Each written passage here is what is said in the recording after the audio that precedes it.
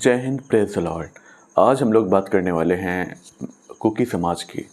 Cookie समाज में एक ट्राइब है जो ये दावा करती है कि वो जो इज़राइल के जो यहूदी हैं, जो इज़राइल के ज्यूज़ हैं, उनसे उनका संबंध है। जैसा कि मैं आपको हिस्ट्री में बताता चलूँ कि जो यहूदी लोग हैं, जो ज्यूज़ लोग हैं बेसिकली, जिनसे क्रिश्चियनिटी ओरिजिन से इस्लाम निकला है। तो एब्राहमिक रिलीजन में जो पहला रिलीजन है जो कि मूर्ति पूजा पे विश्वास नहीं करता है और जो वन गॉड पे यकीन करता है, जो मोनोथियस्टिक है, वो जुडाइज़म है। जुडाइज़म में एक राजाओं का, एक प्रॉफिट्स का, एक मैसेंजर्स की एक श्रृंखला है जो स्टार्ट होती है अब्राहम से बेसिकली। देखिए, जुडाइज़म का जो एक ऑथेंटिकेटेड हिस्ट्री है, एक आप कह लें कि एक लिखित हिस्ट्री है जो जिसके साक्ष्य मिलते हैं, जिसके प्रमाण मिलते हैं मैन्युस्क्रिप्ट्स के अंदर, वो अब्राहम से ही मिलते हैं। अब्राहम के बेटे थे याकूब, जिसे जैकब कहते हैं, और जैकब के बेटे थे, और जैकब का एक नाम इज़राइल भी है। और उन्हीं से 12 बच्चे थे, और वही जो 12 बच्चे थे वो बाद में 12 ट्राइब्स बन गए। उन्हीं के ख़ानदान के लोग, अगर हम बात करें तो पूरी दुनिया में फैले हुए हैं। अगर हम हिस्ट्री की तरफ देखें, असीरियन एम्पायर था, असीरियन एम्पायर जो आजकल मेसोपोटामिया, या आप कह लें कि जो वेस्टर्न ईरान का पार्ट है, वेस्टर्न नॉर्दर्न पार्ट ईरान का, वहाँ पे फैला हुआ था। और उसकी हुकूमत तकरीबन 1200 से 1500 साल रही। ईसा मसीह के जन्म के 1100 साल से लेके 300 साल तक, यानी कि 1100 BCE से लेके 300 BCE तक जो है असीरियन एम्पायर तेज़ी के साथ ग्रो हुआ। और उसने कई स्टेट्स के अंदर, कई सारे नेबर स्टेट्स के अंदर, इराक के अंदर, इज़राइल के अंदर, इवन जो पार्ट इजिप्ट का है जो सटा हुआ है इज़राइल से, वो वहाँ पे उसने कन्क्वायर की, विजय हासिल की, वहाँ के राजाओं को हराया। अच्छा, अगर हम बात करें असीरियन की, तो असीरियन जो बेसिकली थे वो मूर्ति पूजक थे, और वो कई मूर्तियों में, कई टाइप के गॉड्स में यकीन करते थे, यानी कि वो प्योरली पैगन थे। लेकिन जो ज्यूज़ थे, जाहिर सी बात है, ज्यूज़ जो है वो आइडल वर्शिप पे यकीन जो ज्यूज़ थे बेसिकली, जाहिर सी बात है, वो आइडल वर्शिप पे यकीन नहीं करते थे, उनकी मॉकरी करते थे रैशनल लॉजिक के बेस पे, जो भी उस टाइप की लॉजिक रही होगी उस समय, उसके बेस पे। और उनकी मूर्तियों का मजाक उड़ाते थे, और उन्हें ताना देते थे कि कैसे यूनिवर्स को बनाने वाला एक ही गॉड है, और जिसका आंसर जो है, जो उनके धर्मगुरु थे असीरियन एम्पायर्स के, उनके पास नहीं था। तो इसलिए यहूदियों की जो एक इंटेलेक्चुअल जो इंटेलिजेंस था, एक जो रेशनैलिटी थी उनके अंदर वन गॉड को लेके, उनसे जो है जितने भी पैगनिस्ट रिलीजन, जो पैगनिज्म को फॉलो करने वाले लोग थे, या जो उनके जो धर्मगुरु थे असीरियन एम्पायर के, वो डर जाते थे, या फिर अगर शास्त्रार्थ वगैरह होती थी तो हार जाते थे। तो इस वजह से असीरियन ने बहुत ही अत्याचार किया यहूदियों पे, और उसी अत्याचार के फलस्वरूप, उसी अत्याचार की वजह से उनके जो ट्राइब्स थी, वो कोई ट्राइब चली गई इंडिया में की तरफ आ गई, कोई ईरान की तरफ, ईरान को पार करते हुए अफ़गानिस्तान आ गई, कुछ पाकिस्तान आ गई, कुछ श्रीलंका चली गई, और कुछ चाइना चली गई, और कुछ मंगोलिया चली गई, और कुछ यूरोप में चली गई, नॉर्दर्न यूरोप में चली गई है। तो अब आप देखें, जो इंडिया में इतना बड़ा स्टेट है, इंडिया में जो स्टेट, इंडिया एज ए बहुत ही बड़ी कंट्री है। इंडिया के अंदर जो नॉर्थ ईस्टर्न पार्ट है, उसमें जो मणिपुर है इलाका, जो मणिपुर स्टेट है जिसकी राजधानी इम्फाल है, उसमें जो कुकी ट्राइब्स हैं, तो कुकी ट्राइब में तकरीबन 5 से 7%, वैसे Kuki majority they are Christian followers and they are local tribes, यानी कि 95% जो है कुकी के अंदर वो लोकल ट्राइब्स हैं, जो पिछले 3000 सालों से रह रहे हैं, 3 से 4000 सालों से, और जिनका एक रिकॉर्डेड हिस्ट्री भी है कि उनके एंसेस्टर्स यहीं से हैं। लेकिन उसमें 3 से 4% जो कुकीज़ हैं वो यहूदी हैं। अब ये जो मूवमेंट है, वो कैसे पता चला कि जो 3 से 4% कुकीज़ रह रहे हैं मणिपुर के अंदर, they are from the Israel, यानी कि दे आर एंसेस्टर्स बर फ्रॉम इज़राइल। जब असीरियन एम्पायर ने उन पर अत्याचार किया, तो वहाँ से जो रवाई थे, और जो वहाँ की एक बड़ी क्लैन थी, क्लैन मतलब जो जाति थी, जिसका नाम था बनी मेसिस, वो वहाँ से माइग्रेट कर गई। एक बहुत बड़ी क्लैन थी, और वो आके म्यांमार में, उनके कुछ बच्चे, कुछ नॉर्थ ईस्टर्न एरिया जो मणिपुर है वहाँ पे जो बनी मिसेस के लोग थे वहाँ पे आके रह गए। अब उन्होंने क्या किया, जाहिर सी बात है औरतें उनके पास बहुत कम थी और मर्द उनके पास तादाद में ज़्यादा थे, इसलिए मर्दों ने वहाँ की लोकल स्त्रियों के साथ जो ट्राइबल थे उनसे शादियाँ की, तो उनसे कई सारे बच्चे पैदा हुए, जिसकी वजह से जाहिर सी बात है अगर आपका डीएनए लगातार चेंज होता रहे और 27 से 28 साल के बाद अगर आप इंटरमिक्सिंग हो जाते हैं किसी लोकल सिविलाइजेशन के साथ, तो आपका चेहरा, आपका हाव भाव, आपका कलर सब कुछ चेंज हो जाता है। अप टू 95% लगभग चेंज ही हो जाता है। तो 1978 में जो इसराइल की बहुत बड़ी धार्मिक एजेंसी जिसका नाम है सावी इसराइल, उसने रिसर्च करना स्टार्ट किया। हालांकि सावी इसराइल को और जो दूसरे एजेंसीज थे उन्हें इस चीज़ का पता था कि भारत के अंदर कई सारे ऐसे ट्राइब्स हैं जिन्हें लॉस्ट ट्राइब्स कहते हैं, वो उनके जो आल औलादे हैं अब भी जिंदा हैं, लेकिन वो हैं कौन। तो इसकी रिसर्च जो है इसराइल कई सालों से कर रहा था अपने फॉर्मेशन के बाद, 1947 के बनने के बाद। उसको जो सबूत मिले 1978 में मिले कि जो 1978 में मणिपुर के अंदर जो कुकीज़ हैं उनमें एक ग्रुप है जो सरकमसिजन भी करता है, यानी खतना जिसे कहते हैं।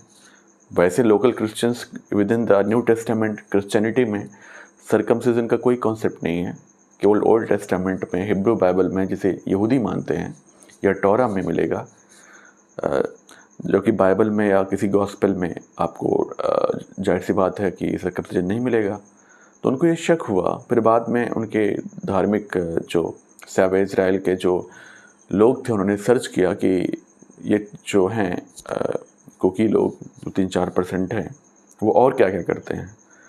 तो वो लोग हर चीज़ करते थे, मीट भी खाते थे, लेकिन सूअर यानी कि पॉर्क मीट नहीं खाते थे। इसके साथ साथ वो उनके यहाँ सरकमसिजन होता था जो कि आम यहूदियों में नहीं, जो कि आम क्रिश्चियंस में नहीं होता था, जो आसपास के कुकीज़ थे। वो लोग सबत मनाते थे, सबात जिसे कहते हैं आप, ठीक है। और जो जितनी भी जो कौशर है, जिसे आप कशरूत भी कहते हैं शायद, जिसमें एक फूड सिस्टम जो दिया गया है जुडाइज़म के अंदर, मतलब एक जो फूड सिस्टम है जिसे हलाल अरेबिक में कहते हैं कि जानवर को जब हम लोग ज़बह करते हैं या वो लोग करते हैं तो उसको एक बार में नहीं करना है, ग्रेजुअली उसे उसका जो है हेड कट करते हैं, उसके बाद उसे फिर कंज्यूम करते हैं। जबकि क्रिश्चियनिटी में, क्रिश्चियंस में वो एक बार में ही कट कर देते हैं जानवर का सिर और फिर उसे कंज्यूम किया जाता है। कई सारे डिफ्रेंसिएशंस, फिर कई सारे लोकल जो वहाँ के पुराने लोग थे वो अपनी कहानियाँ उन्होंने बताया कि कैसे उनके एंसेस्टर्स जो है वो असीरियन एम्पायर की वजह से, वो उनके अत्याचारों की वजह से वहाँ से भाग भाग के वो इंडिया में आए, म्यांमार में आए, नॉर्थ ईस्ट में आके इन जंगलों और पहाड़ों में आके रहने लगे। और फिर कैसे उन्होंने यहाँ के लोकल लड़कियों से शादियाँ करी, फिर उनसे ये बच्चे हुए और ये ट्राइब जो धीरे धीरे फलता फूलता गया। तो उन्हीं में एक बहुत पढ़े लिखे नवयुवक थे जो कि लोकल मणिपुरी थे, जिनका नाम था मोइशे चिनुंग। तो मोइशे चिनुंग ने ये रियलाइज़ किया कि we are originally from the Israel और ancestors are from the Israel, और उन्हें समाज में जो वहाँ का जो 3 से 4% कुकी समाज है जो यहूदी है मूलतः, उसे अवेयर करना चाहिए अपने रूट्स के बारे में, और उन्हें अपने जो उनका लैंड है, जो उनके पेरेंट्स का लैंड है, वहाँ पे जाना चाहिए। आप कह लें कि जो उनके फादर का लैंड है वहाँ पे जाना चाहिए। तो फिर उन्होंने एक कन्वेंशन बनाई, आप कह लें एक संस्था बनाई, जिसका नाम उन्होंने रखा Chinlung Israel people's convention. Chinlung Israel people's convention. इसने जो है इसराइल की जो एजेंसी थी सावे इज़राइल, उसके साथ मिलकर काम किया। और सावे इज़राइल जाहिर सी बात है किसी ऐसे ट्राइब को तो अपना पार्ट तो नहीं समझ सकती है, क्योंकि वो इतनी बड़ी एजेंसी है। उसने मोसाद का भी सहारा लिया होगा, उसने इंडियन इंटेलिजेंस का सहारा लिया होगा, क्योंकि उसमें डीएनए स्ट्रक्चर भी आता है। वो डीएनए की मैपिंग भी करते हैं, पता करते हैं कि है भी कि यहूदियों का डीएनए है भाई कि नहीं है। उसमें भी वो लोग पास हो गए। फिर उन्होंने वहाँ पे जो लोकल स्टोरीज़ थी जो उनके बुजुर्ग मणिपुर में जो यहूदी थे आपस में सुनाया करते थे, लोगों को बताया करते थे, उसको भी उन्होंने एनालाइज किया कि क्या ऐसा है कि नहीं है। तीसरा, उन्होंने जो प्रैक्टिसेस किया करते थे, यानी कि जो रीति रिवाज बन गई थी अब वहाँ के लोगों की, जिसके बारे में मैक्सिमम लोग अननोन थे। जाहिर सी बात है, जब इंटरनेट नहीं था, लोगों में इतना कम्युनिकेशन नहीं था, तो लोग इसको नहीं जानते थे कि आया कहाँ से है। तो वो जो है उसके बारे में जो शहब इज़राइल के जो लोग थे, जो वहाँ के इंटेलिजेंस था, उसने तलाशा, डीएनए मैपिंग करी बाकायदे। इसके साथ साथ जो उनके कस्टम्स थे, जो रीति रिवाज थे, शबत मनाना, सरकमसिजन करना, जिसे खतना करना कहते हैं, ये सब सारी चीज़ें उन्होंने देखी। उनका जो एक कोशरत जो है, पूरा फूड सिस्टम है, उसको तलाशा, तो बिल्कुल यहूदियों से मिला। डीएनए स्ट्रक्चर भी यहूदियों का जो मेल पैटर्न है वो मैक्सिमम यहूदियों से ही मिला उनका। तो ये पक्का हो गया साइंटिफिकली, सोशली और जो लिंग्विस्टिक वे में होता है, यानी कि लैंग्वेज की बेस पे भी, क्योंकि वो जब बोलते थे तो उसमें कई सारे वर्ड्स उनके हिब्रू के होते थे। हालांकि मैक्सिमम जो वहाँ की लैंग्वेज है, नेगेमीज़, जो वहाँ पे चलती है ट्राइबल्स के अंदर, वो बोलते थे। लेकिन जो यहूदी थे, उनके जो नेगेमीज़ होती थी या फिर जो लैंग्वेज वहाँ पे बोलते थे, उसमें अधिकतर वर्ड्स अच्छे खासी तादाद में वो हिब्रू के होते थे। अब ये कैसे पॉसिबल है? यहूदी तो बोल रहे हैं 3 से 4%, लेकिन जो लोकल क्रिश्चियंस हैं वो नहीं बोल रहे हैं, वो प्योर नेगेमीज़ बोल रहे हैं या फिर प्योर इंग्लिश बोल रहे हैं। तो इन सारे डेटा को एनालाइज करने के बाद ये कंफर्म हो गया कि जो वहाँ पे 3 से 4% हैं और वो जो दावा कर रहे हैं वो भाई बिल्कुल सही है, and they are basically the last tribe of Israel.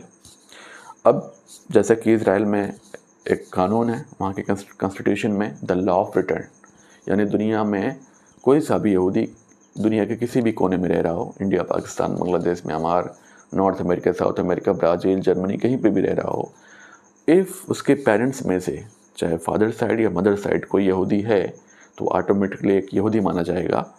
उसके बाद उसके अंदर उसे ये राइट प्राप्त होगा, उसे ये अधिकार प्राप्त होगा कि वो इज़राइल का नागरिक बन सके। यानी कि लॉ ऑफ रिटर्न के मुताबिक वो जन्मजात ही इज़राइल का नागरिक है, यदि उसके पिता या माता में से कोई एक यहूदी ख़ानदान से संबंध रखता है तो। ठीक है। अच्छा, वो बच्चा जो होना चाहिए वो एडॉप्टेड नहीं होना चाहिए, वो बायोलॉजिकल बच्चा होना चाहिए उस माता या पिता का जो कि यहूदी ख़ानदान से संबंध रखता है। तो ये बात बिल्कुल प्योर थी, बात बिल्कुल श्योर थी। तो लॉ ऑफ रिटर्न की वजह से जो वहाँ इज़राइल का बाकायदे कानून है, 2000 से लेके 2000 मैं नहीं कहूँगा, 1999 कहूँगा, 1999 से लेके और 2024 तक, तकरीबन इन पिछले 24-25 सालों में 7,500 से ज़्यादा यहूदी जो मणिपुरी यहूदी हैं, वो वहाँ से माइग्रेट करके इज़राइल जा चुके हैं। वहाँ के डिफेंस फोर्स जो है, इज़राइल डिफेंस फोर्स, उसके लिए काम भी कर रहे हैं, अच्छे अच्छे पदों पे तैनात है, साइंटिस्ट के रूप में अपना घर बना लिया है और बाकायदे सिटीजन भी बन गए हैं। और जाहिर सी बात है, क्योंकि इंडिया में डबल नेशनलिटी आप नहीं रख सकते हैं। once you become the citizen of Israel, then you will have to eradicate or you will have to cancel the citizenship of India, because in India keeping the nationality of 2 countries is not allowed at all. तो जाहिर सी बात, उनकी nationality India में तो cancel हो गई। तो ये थी आज कहानी, मैंने आपको बताई पूरी हिस्ट्री की, कैसे जो बनी इज़राइल की जो एक ट्राइब थी, वो असीरियन एम्पायर की वजह से और वन गॉड की वर्शिप करनी, मेन उनकी वजह मैंने आपको बताया, वो मोनोथेइज्म था, क्योंकि वो वन गॉड पे यकीन करते थे। और उसकी वजह से बेचारे भागे और दरबदर हुए, और फिर कैसे उनकी पूरी हिस्ट्री हमने आपके सामने रखी बड़े कॉन्साइज वे में। प्लीज़ वीडियो को लाइक कर लें, दोस्तों तक शेयर करें और दुआओं में याद करें। जय हिंद, जय भारत, जय संविधान, जय मसीह, जय भीम।